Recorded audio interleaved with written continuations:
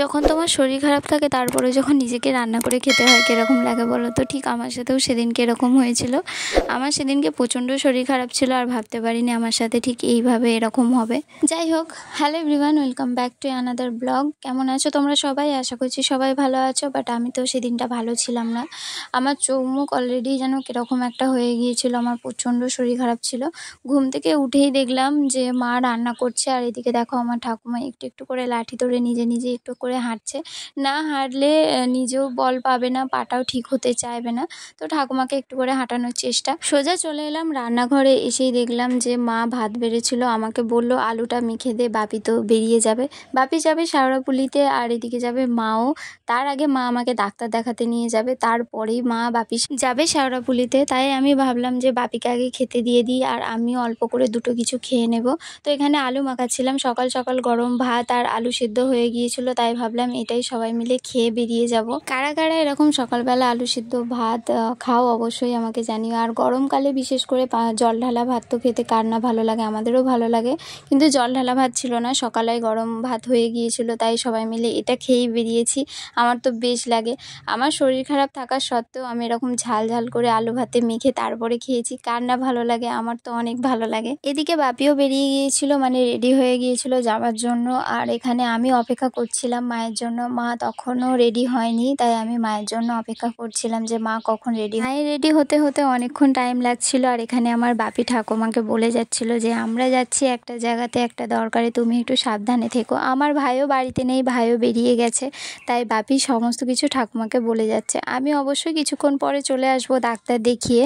তো এখানে দেখো আমি আর মা বেরিয়ে গিয়েছি, আর এত পরিমাণে রোদ গরম, মানে এই রোদটা জাস্ট আর পারা যাচ্ছিল না। মনে হচ্ছে যেন দুপুর প্রায় 1-1:30 বেজে গিয়েছে, কিন্তু তখন সবে সকাল 10:30 মতো। জানো তো সেই দিনটা ছিল রামনবমী, আর সেই দিনটা মানে অনেক স্পেশাল ছিল।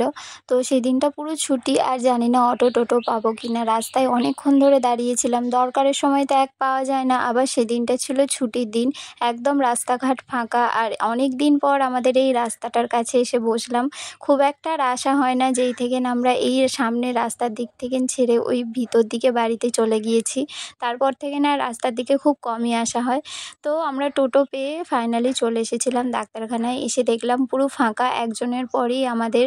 তো একটু দেখে খুশি হচ্ছিলাম, আর মা অনেক তাড়াহুড়ো করছিল, কারণ মা আমাকে ডাক্তারটা দেখিয়েই চলে যাবে শেওড়াফুলি বাপির সাথে।